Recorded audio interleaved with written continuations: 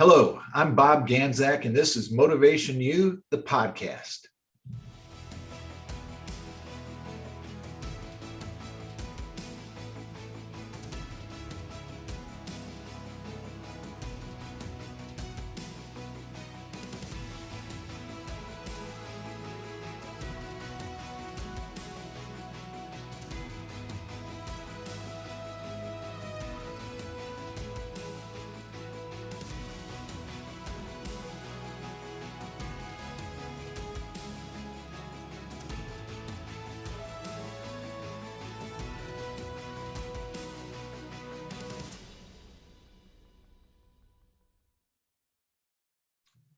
Welcome to Motivation U, the podcast. My name is Bob Ganzak, and we're coming to you live from two different places today.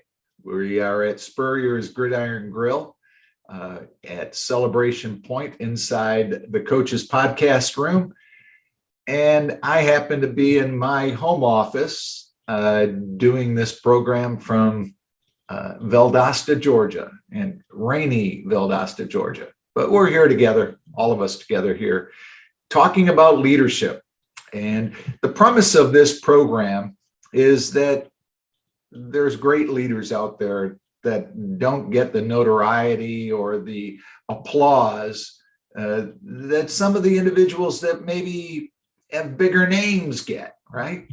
But they're people that make a difference in people's lives every single day. And we like to talk about them and highlight them on the show. Today, what I wanted to do was I spent a lot of time studying leadership and trying to find out what makes people tick and what makes leaders successful and how they are able to accomplish the things that they do day in and day out. And about a month ago, I came across this great article in Forbes. And it was put together by a gentleman by the name of Xavier Preterit. And I hope I'm getting Xavier's last name correctly. And I read this article and I thought, wow, what a great concept for the podcast to answer these questions.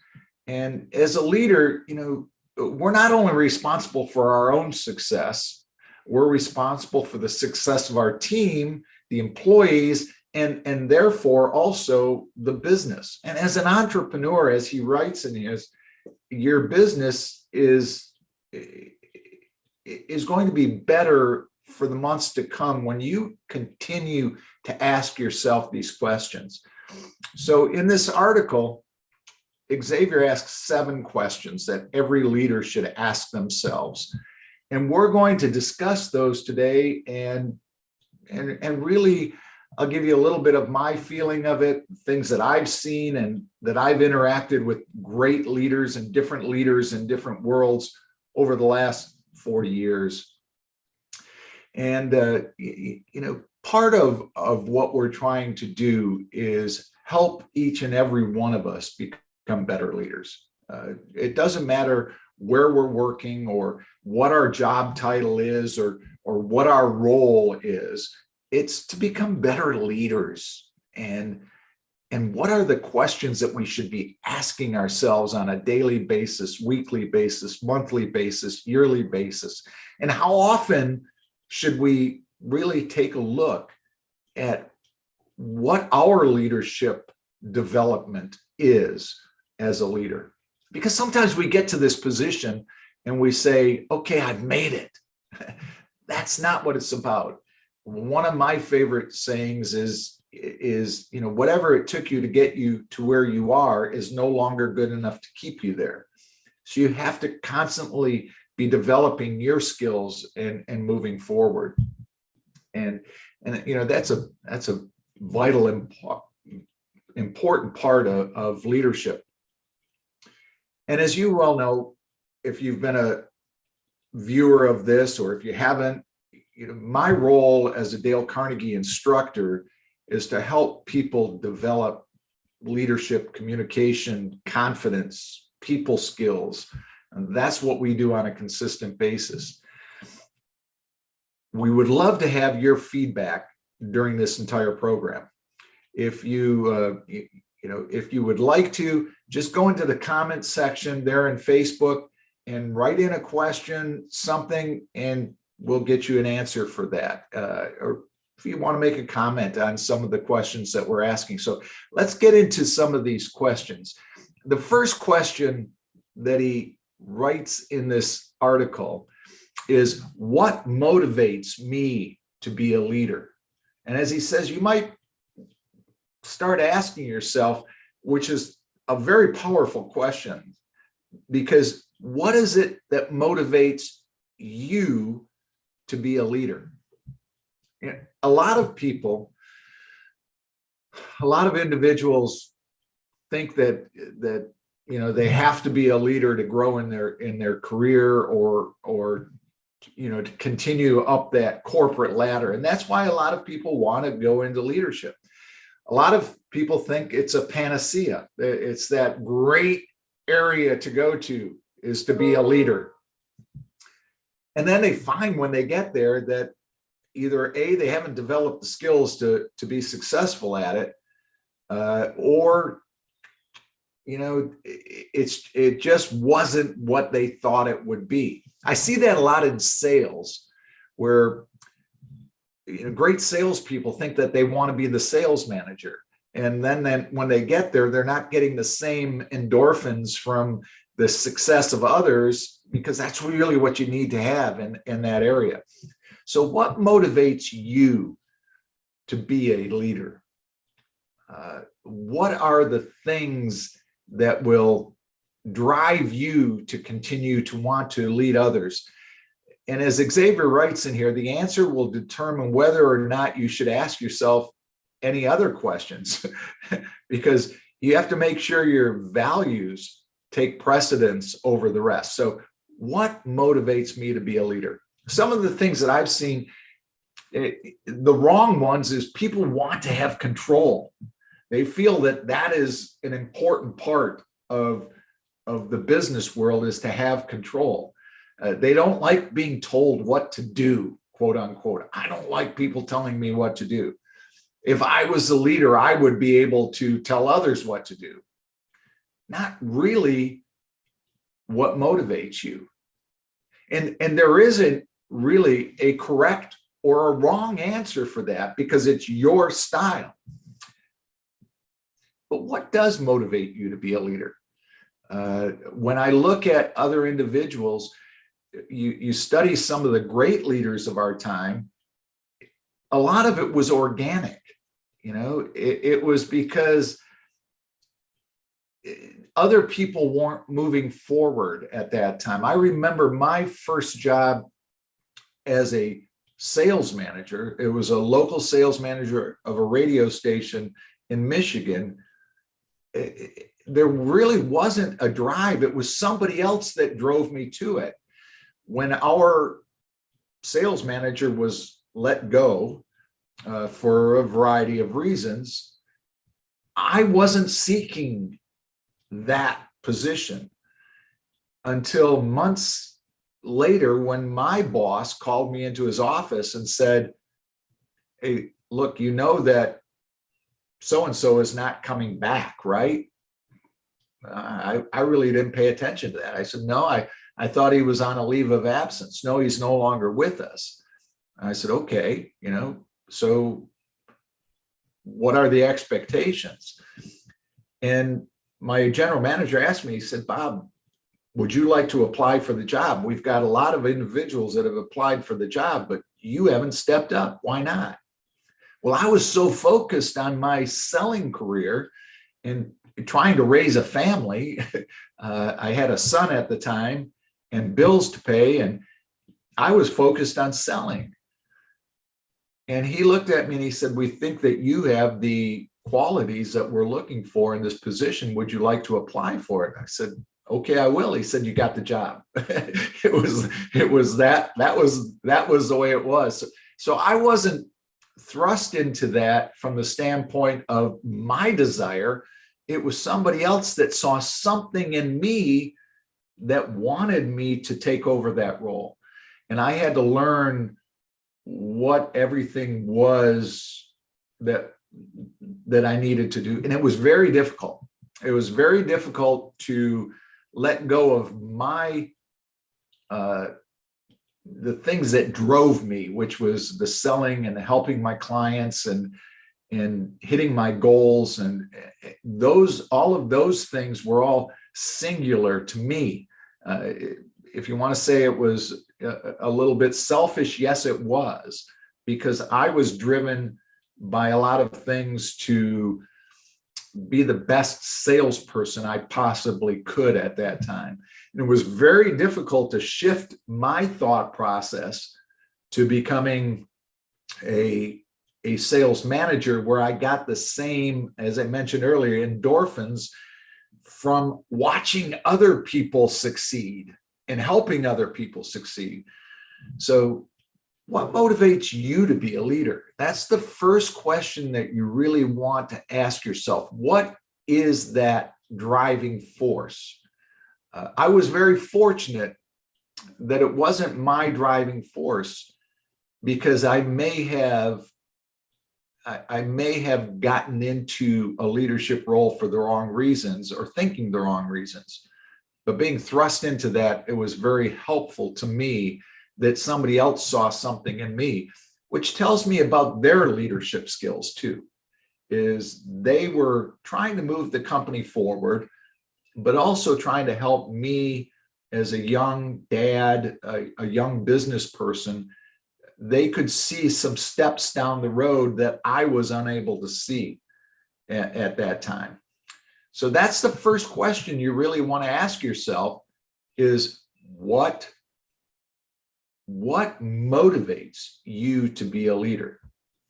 And that question and the answers to that question may deter you from wanting to be a leader, because there's a bigger responsibility that takes place at that time. So that's question number one. What motivates me to be a leader? The second question that leaders should ask themselves, according to this article, are, what are my goals, and are they clearly communicated? Now, one of the things that we teach in the Dale Carnegie class, which is how to be clear and concise in our communication. And are you able to clearly communicate your goals to your team? And what are your goals? What are your goals? In this article, the gentleman writes, in a way, a leader works like an orchestra conductor. They make sure that all of the members of the group use their talents to bring their personal vision to life. Let me repeat that. They make sure that all the members of the group use their talents to bring their personal vision to life.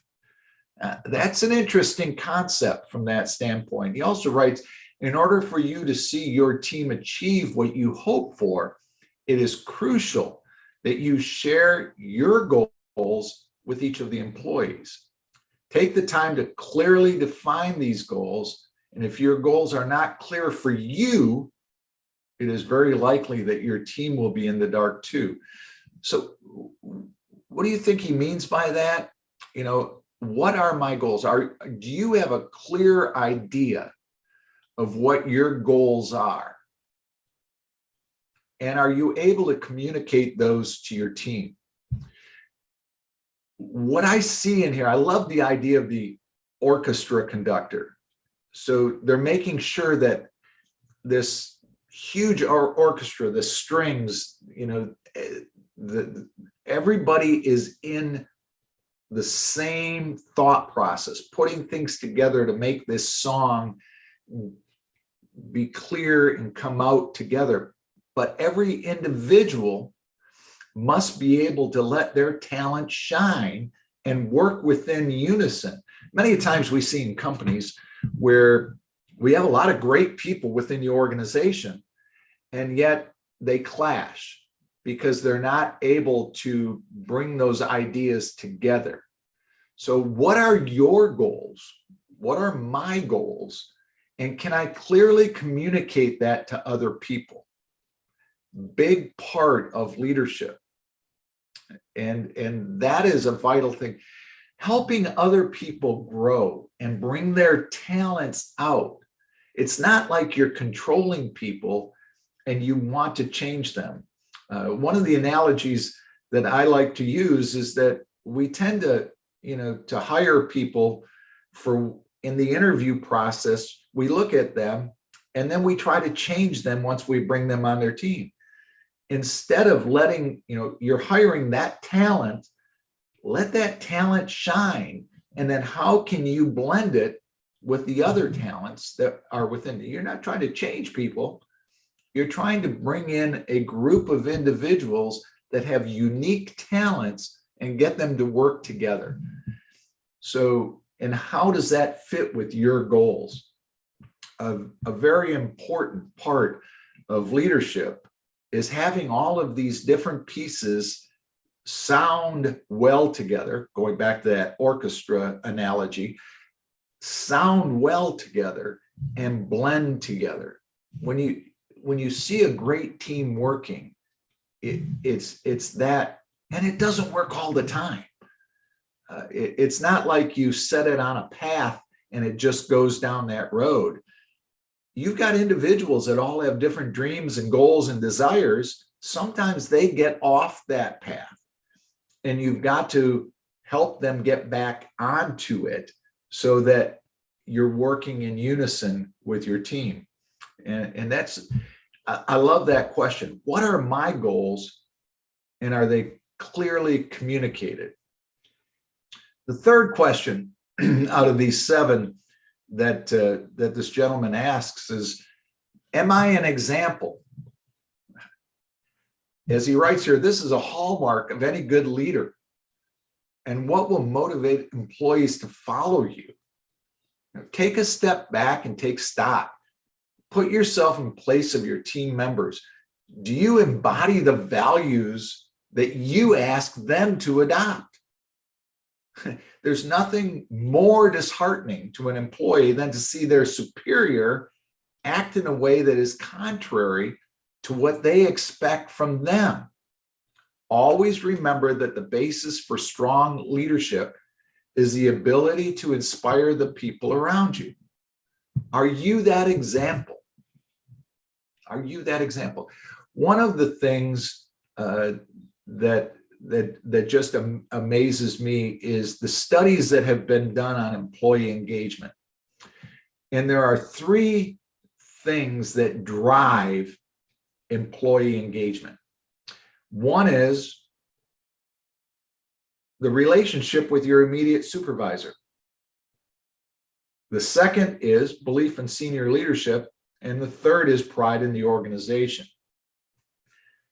So a lot of times when I'm coaching people or working with individuals, one of the things that my team just won't do this, they're not engaged, and we want to put labels on people's, it's millennials, it's this, it's COVID, it's that. So many excuses come bouncing out of the people's mouths. And the first thing I say to them is, the number one driver is an individual's relationship with their superior or their supervisor, which is you. So you want to go look in the mirror and say, are you setting that example? Give you a true story that happened in my world. My son, Matt, had never worked for me in the radio business until like 2003, 2004. He was a young guy in his 20s. He had been very successful. He had started working when he was 15, had worked many jobs, and had always been very successful in what he was doing. And he came to the radio station one day, and he didn't ask me for a job. I was the owner and president of the company and general manager, but he asked somebody else for a job, and they hired him. So he was working for me, and he had been working there for a while. And we never talked about business outside of the radio station. Just it wasn't something that I thought was healthy for the radio station, for my son and I to sit there and discuss what was going on inside the business. But one day we were sitting at home, we were having dinner, and it was just the two of us. And he said to me, he said, "Dad, you intimidate people at the radio station." What? I intimidate people? Through my career in radio, what I had always tried to do was be a part of the team and, and get out and do things. And he said, "You intimidate people." And when I asked him why, he said, it looks like you're carrying the weight of the world on your shoulders, and you're not smiling, and you don't look happy, and you've lost your enthusiasm. And I had to really do a personal check on myself, because I was not an example of what I was expecting out of everybody else. I was the antithesis of what I wanted other people to be. I wanted people to be enthusiastic and enjoy what they were doing. And here I was giving off this aura of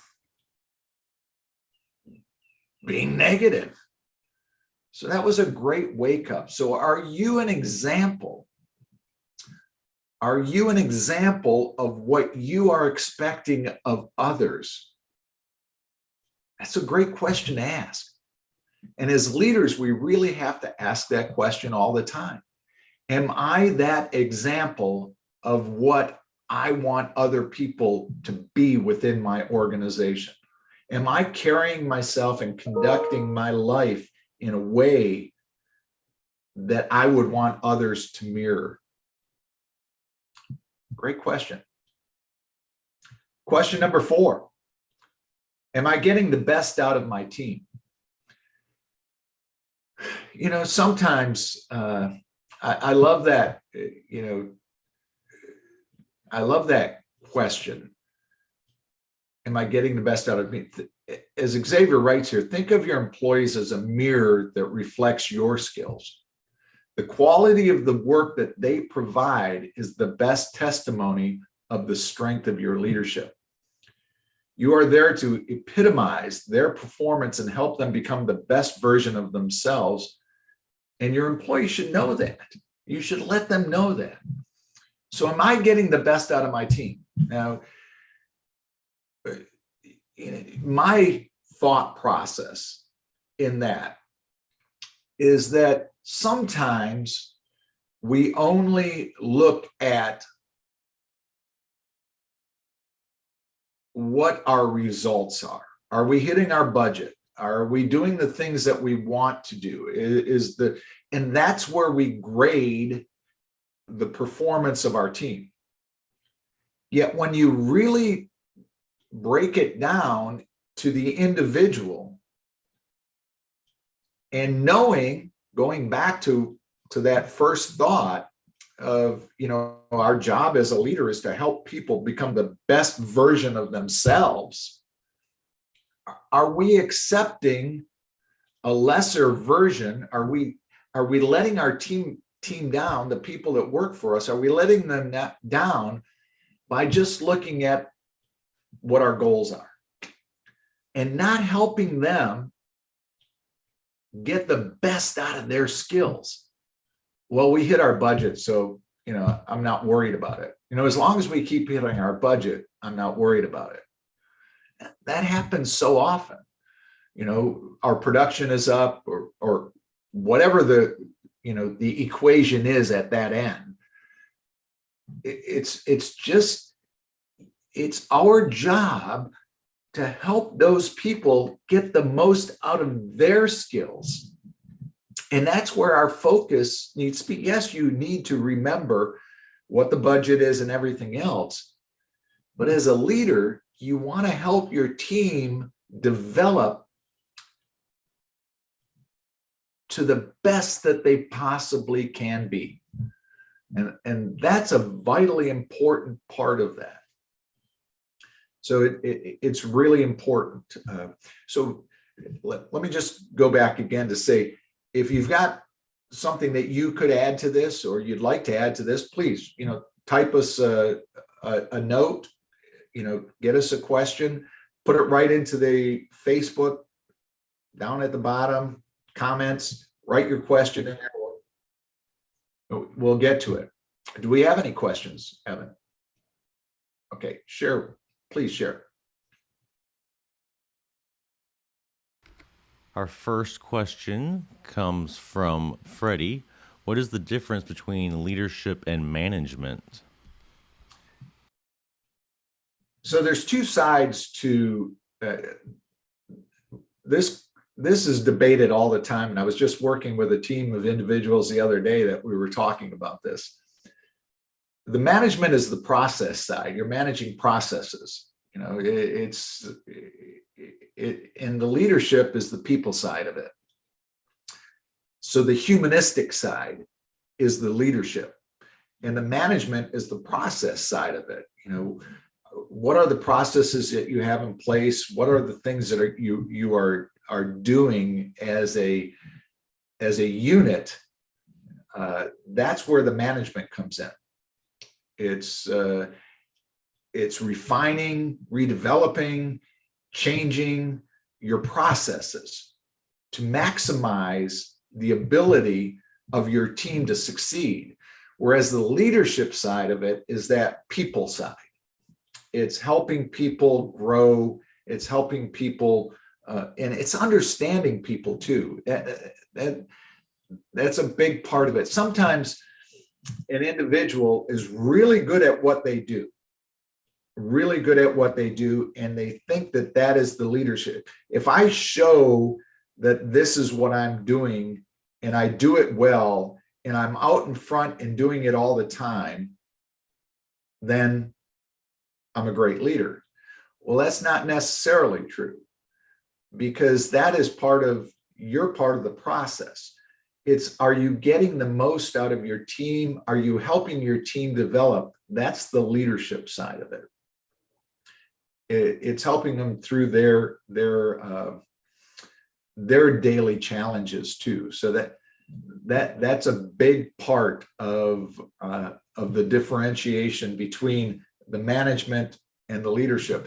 Question I get asked often is, do you have to be a good manager to be a great leader, or vice versa? Do you have to be a great leader to be a good manager? No, they're two separate areas. Many leaders are good managers, and many managers are good leaders.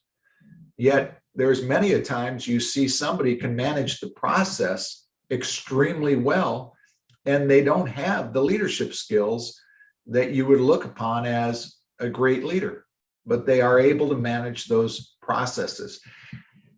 Personally, I see that in engineering, in accounting, and a lot of those different areas. We see it a lot in doctors, where I've talked with and interviewed doctors where they don't even want the leadership side.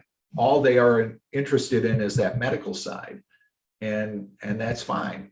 Then you've got to find somebody who can lead the team. Plus, there's a lot of great leaders that have great charisma, personality, drive. They are out in public making things happen, yet they're probably, not the best in the management side. Then you have got to have good managers to drive the process. So those are those two areas that you do. This is a good time to interject something also about the Dale Carnegie class, because it just came to my mind, is that we put these classes on all over the world, and go to dalecarnegie.com to find a program near you. It's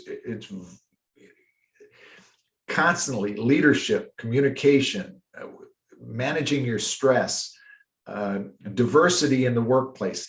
We have so many programs that are there for you, and no matter where you live in this world, there's probably a franchisee near you. Here in the Gainesville area, that comes out of Jacksonville. We have a program coming up starting again April 26th. We have a program coming up in Lake City. So you can go to jacksonville.dalecarnegie.com, find a course, and go sign up for that. It's vitally important. But no matter where you are, Michigan, California, London, China, wherever you may be, you can find a Dale Carnegie class just by going to dalecarnegie.com and finding that. We're going to take a quick break here and we'll come back. We still have 3 more questions that Xavier suggests leaders should ask themselves. And then I have 3 questions of my own that kind of sit on top of that and make you think a little bit differently maybe about your leadership skills. So coming to you live from Spurrier's Gridiron Grill, this is Motivation U, the podcast.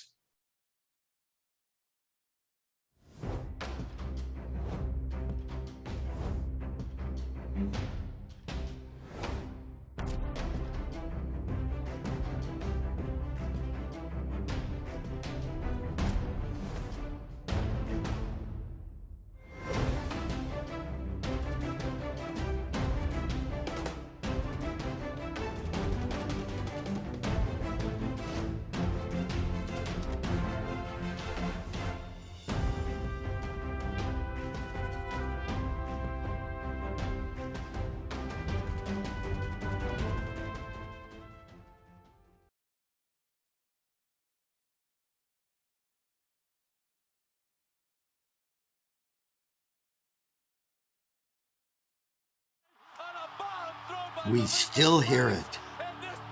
The sound of victory. The joy of being part of something great. And while things may not be the same right now, we haven't gone anywhere. If you bleed orange and blue, then Meldon Law is the firm for you. Looking for more reasons to celebrate? We have them here at Celebration Point. Enjoy some of the newest additions to our already celebratory lineup, like Dave & Buster's, Les Macarons, and Prime and Pearl. There's always a reason to celebrate. Join us anytime for any occasion. Celebration Point, where Gators come to celebrate. Hi, Steve Spurrier here. You know, making a reservation at my restaurant is easier than a Saturday afternoon homecoming game against Vandy. You don't have to call or email. Just go to spurriers.com, hit the reservation button, pick a date, a number of guests, and a time. It's so simple, I can do it. In fact, I just did. Maybe I'll see you tonight.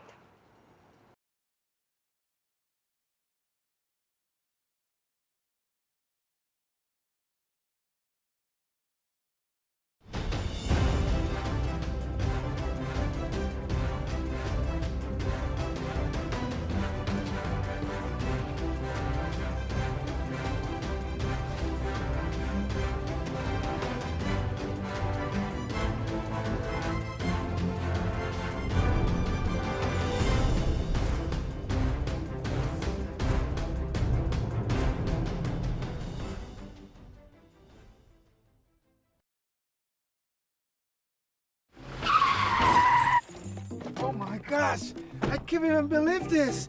Look what you have done to my truck. Excuse me, it's your fault, it's not my fault. Yes, it is your No, fault. it's not, no, I it's am not. calling Jeffrey Meldon from Meldon Law. So I'm gonna call Jeffrey, my husband. Meldon Law, this is Jeffrey speaking. This crazy lady here, this crazy lady here might... New client? Yes, but this one might be a little tricky.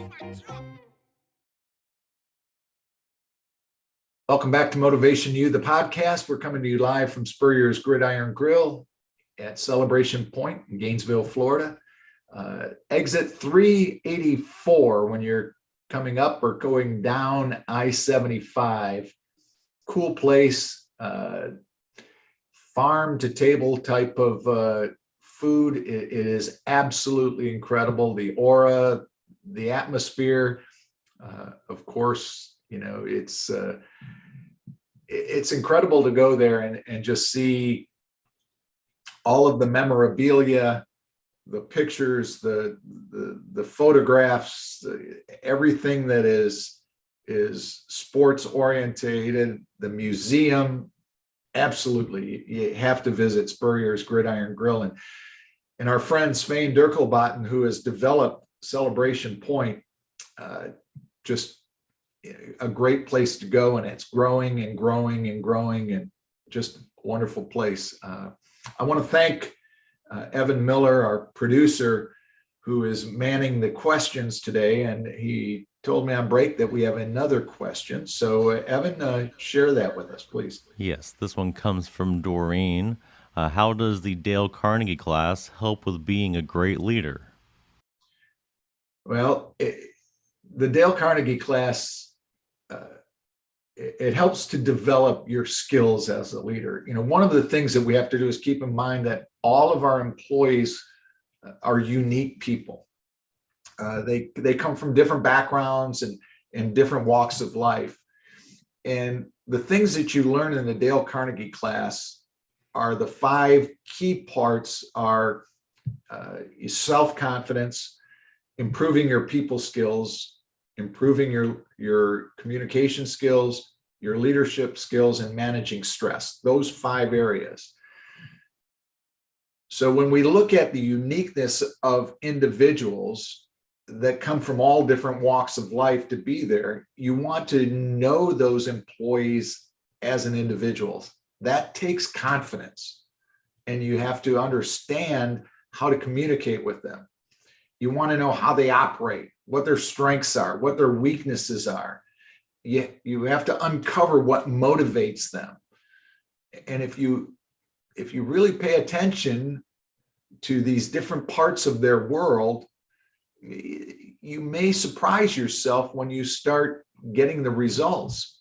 The best leaders empower their employees to rise above what their limits are. And if you can create that dynamic, you've won everything. And those Dale Carnegie principles help you with that. You learn how to get people to like you and to build that rapport with them. And then you learn how to gain their cooperation. And then you get into the leadership skills and how to help them develop that themselves. So,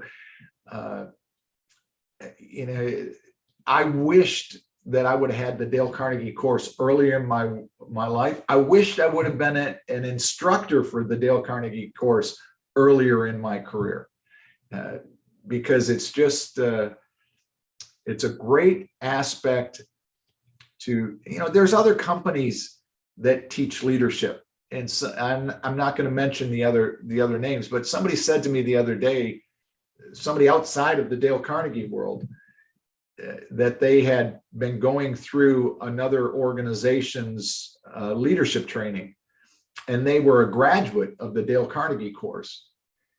And what their comment to me was, as I was going through that, I said to myself, man, that's nothing but the Dale Carnegie course, just redeveloped. So it's really the foundation of building some of those skills that all of us need.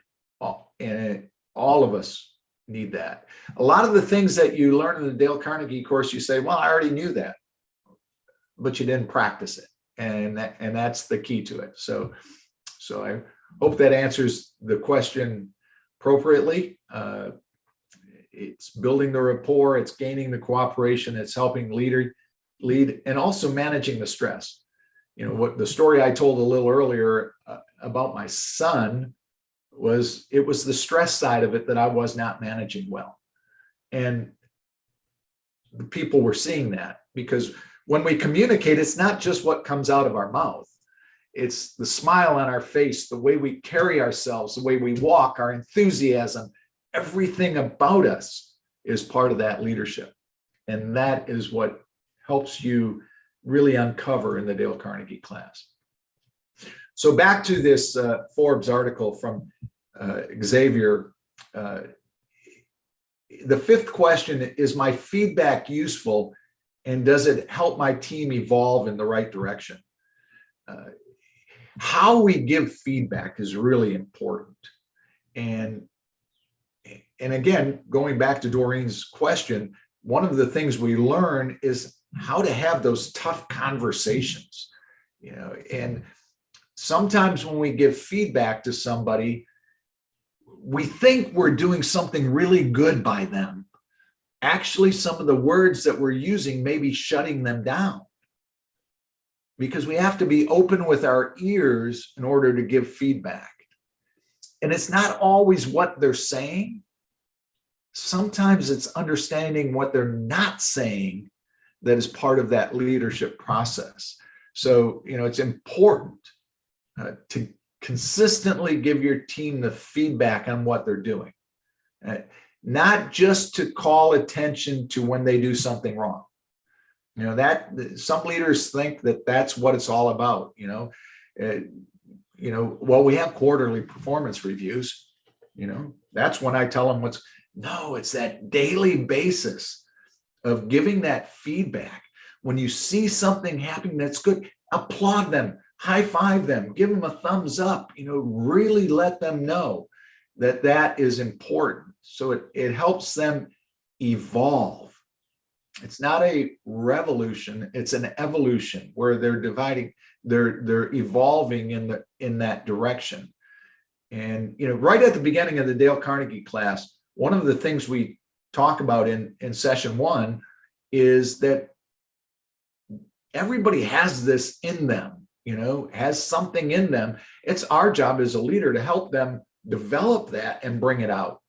So is your feedback useful? And is it helping your team evolve in the right direction? Huge, huge question that you should be asking yourself. The 6th question, how can I define the environment that I create with my team? So he writes here, think carefully. Where is the work cohesion, and how would you qualify the general atmosphere within your business? Be aware that your state of mind radiates throughout the team. You're the one that leads the dance. If you find the employee performance has become stagnated due to an unpleasant work environment, take a step back and assess your own attitude. I'm going to share a story with you very quick. Again, going back to employee engagement, we know that there's 3 drivers to employee engagement. One is that relationship with the immediate supervisor. 2 is belief in senior leadership. And 3 is pride in the organization.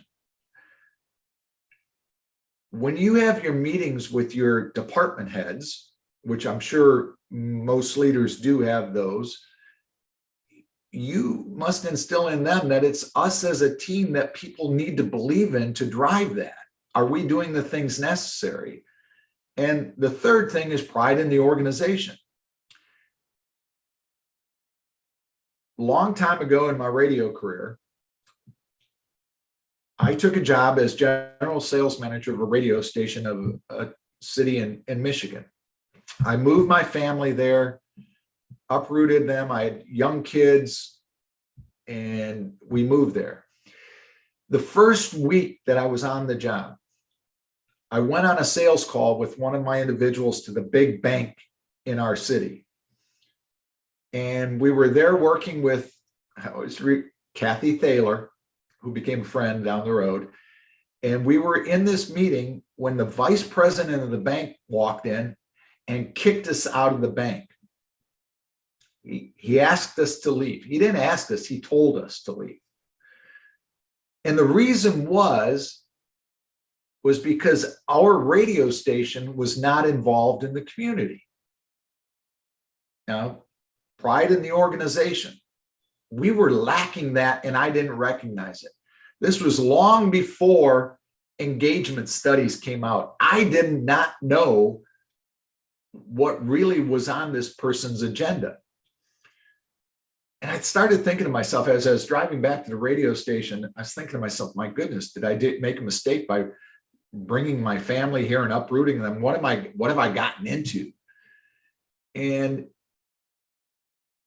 it was at that point that I really said, this radio station is going to be a part of this community because of what was said. And we did. We became a part of that. And the team had pride in it. And then the community had pride in it. So it's really important to create that environment that individuals want to work in. And that pride in the organization is extremely important. You know, I think of Celebration Point, and they're in Gainesville, where, you know, I've met with a lot of the individuals that work for that organization, and they love what they're making happen. Same with Spurrier's Gridiron Grill. The people that work there are very proud of the organization.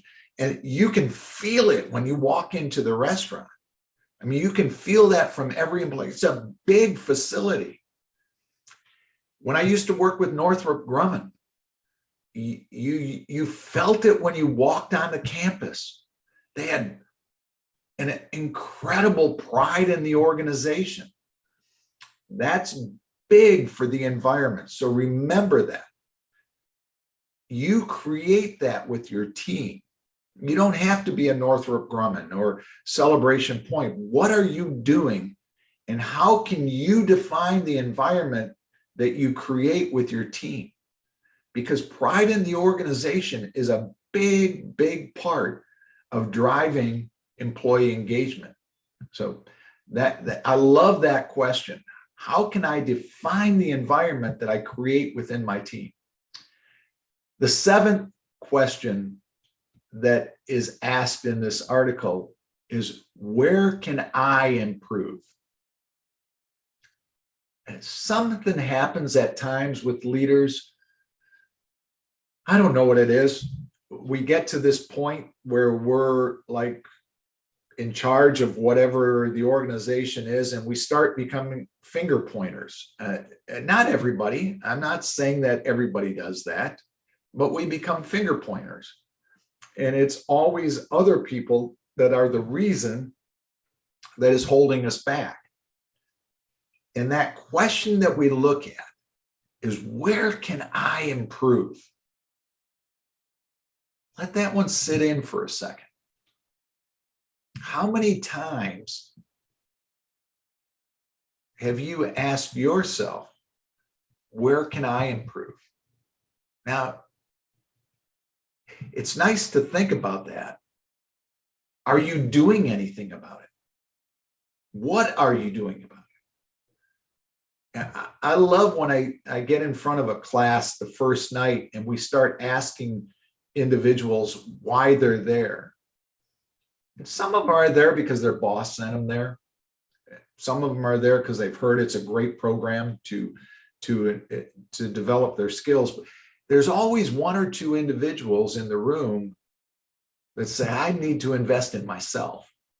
I need to improve my skills. Going back to that statement that I used earlier, whatever it took you to get you to where you are is no longer good enough to keep you there. That's a driving force in people's lives. You know, I personally read constantly, try to develop, find ideas, look for different thoughts, I want to see people that are succeeding and what's making them succeed and how you can keep driving that forward. So where can I improve? And as Xavier writes here, this is the most important question that should naturally flow from all the questions you have asked yourself before. Of course, it's never easy to pinpoint our own mistakes, but unless you're superhuman, there must be some things you can and should improve in your leadership. Real strength lies in your ability to anticipate and then react. Remain humble. If you sense that something is wrong with your leadership, check in with your people and ask for an opinion. Boy, that's transparency right there. Somebody that is, hey, you know, I remember going back to that first time I ever got a leadership role as a local sales manager of a radio station. I told the people that I was, one day I was part of them and the next day I was their leader. And I said, if I ever forget what it took me to get here, please mention that to me. And one of my sales people one time said to me, Bob, remember what you told us that first day? You've fallen off that path. It was an eye-opening experience for me. And it really helped me. So answering these questions fully and honestly can help you move in the right direction as a leader. And I'll just go through those, all 7 of them again. The first one, what motivates me to be a leader? 2, what are my goals and are they clearly communicated? 3, am I a living example of what I'm expecting out of other people? Is my enthusiasm where I want their enthusiasm to be? Am I getting the best out of my team? That's number 4. Number 5, is my feedback useful? And does it help my team evolve in the right direction? Number 6, how can I define the environment that I create within my team? How can I define the environment that I create with my team, and where can I improve? If you look at those 7 questions, and there's a ton of articles out there, 20 questions, 7 questions, 12 questions.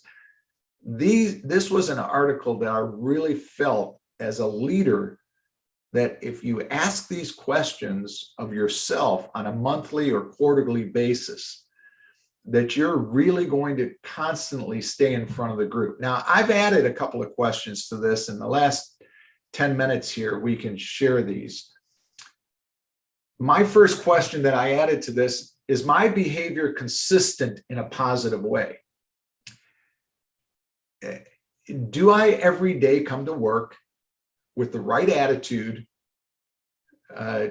to help lead my team in a positive way?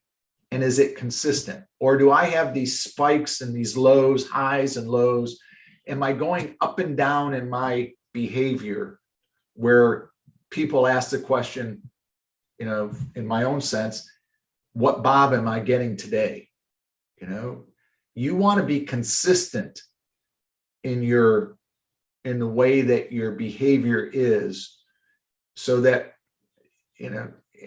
in constantly going, this is consistent, constantly going up. What we're trying to avoid are the highs and lows. Do I fly off the handle one day and then come back in a cheery mood the next day and expect people to respond in a positive way? Think about that. Am I real critical one day and then come back in the next day as a cheerleader? What is that? What vibe is that sending to my team? The best leaders are consistent. They find that place where they are and they're in a positive way, consistent every single day. That doesn't mean you have to be this, this optimistic individual all the time. There's a reality to life, and you need to discuss that. But are you consistent in a positive way? Second question is, here's one for you. Would I like to work for me? Would I like to work for me?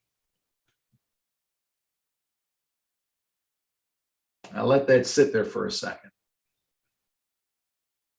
Is your behavior something that if you worked for yourself, if you work for that person, would you like to come to work every day? Would you like to be treated that way by your boss on a daily basis or by your supervisor? Would I like to work for me? I always had this thing that when I was a salesperson, I would think sometimes when my mind would start wandering, who is the sales manager that I would like to work for? If I ever get into that position, I'm going to try to be the sales manager that I would like to work for. Then when I became a sales manager, if I was ever asked to be a general manager, I'd like to be the general manager that I would like to work for. Now, I didn't always hit that.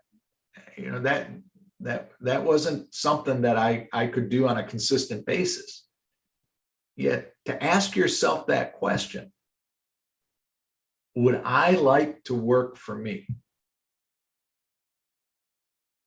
I think for some individuals, you'll say, yeah, I'd love to work for me. I like the way that, you know, things are going. Yet, would I like to work for me? That's a great question to ask yourself. And then the third and final question, and this one beats right into my heart. Would I like my son or daughter to work for me? Am I the type of leader that I would encourage my son or daughter to work for? Do I treat people in a way that would be a place where I'd want them to work? Now, Evan's letting me know we have another question from Facebook. Evan, what is that question? This one is actually from Jose Raven, who was on 2 weeks ago. Yes, he asks, what are some books on leadership? There's a ton of great books on leadership. I've got a whole bunch of them, and Jose, I'll share some of those with you. You know, How to Win Friends and Influence People, for me, is like the number one leadership book. Tony Robbins has got some great books on leadership, but I go back to that first one, which is How to Win Friends and Influence People. It was written, you know, back in the late 20s and early 30s of the 20th century, and it's as pertinent now today to the development of leadership as ever. But you know, and that's not just a homegrown Dale Carnegie, hey, I'm trying to promote the book. That book really teaches you how to be a leader, how to communicate, how to develop the skills of interacting with people to be a leader. So I'll throw that one out there as that. Now, personally, I try to find a lot of things that will help my personality develop as a leader. So I read a lot of books that are biographies, you know, biographies of individuals that I admire, you know, Abe Lincoln and individuals like Martin Luther King, those type of books that I can learn from how individuals have overcome that. But I hope that's an answer, Jose, that you can deal with. But you know, if there's some other books, I'll go through my library here at my house and share some of those titles with you. But I appreciate that question. As we wrap up here, I just want to go back to that last question that I asked. Would I like my son or daughter to work for me? If you were going to send your child, your flesh and blood, out into the world to work for somebody, how would you like them treated? Because you know what? Other parents are sending their flesh and blood, their kids, to work for you. And how are you treating them? A story came up in class the other night where we were talking about inspirational people or events in our lives. And one of the talks that the individual in the class gave was about their first boss and how that individual inspired them to want to seek this career. And it was amazing to me. And I asked the question at the end, you know, what are people going to say about us 30 years from now, 40 years from now, 10 years from now as leaders? What are the things that they're going to say? because it's our responsibility when those individuals come in to work for us, that first job. What is the impact that you're making on their career and their life? A young lady one time, I was giving a talk on leadership, and she said that she had just graduated from the University of Georgia, and that her first job was a disaster. And she had told us some of the things that had gone on in that. And I really felt bad, because as a leader, we let her down. And I've also heard talks where franchisees in the Dale Carnegie world, 40 years down the road, didn't know if they were cut out for what we do. And because of their interaction with their first boss, encouraged them to stay the course. And here are individuals that have been franchisees for 40 years, all because of their relationship with that very first person. So some great questions to ask, some great ways of learning to get along in life as a leader. And I encourage you to seek your own improvement. That seventh question that Xavier asked in that article is, what can I do to improve?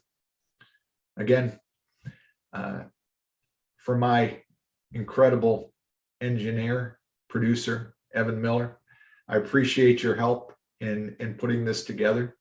And I encourage you to always seek the answers that you need or that you want, and don't ever rest on your laurels. Try to improve every single day in everything that you do. And as a leader, show that enthusiasm. Mr. Carnegie said it was the little known secret to success. Bring that enthusiasm to work every day. For Evan Miller, for myself, this is Motivation U, the podcast.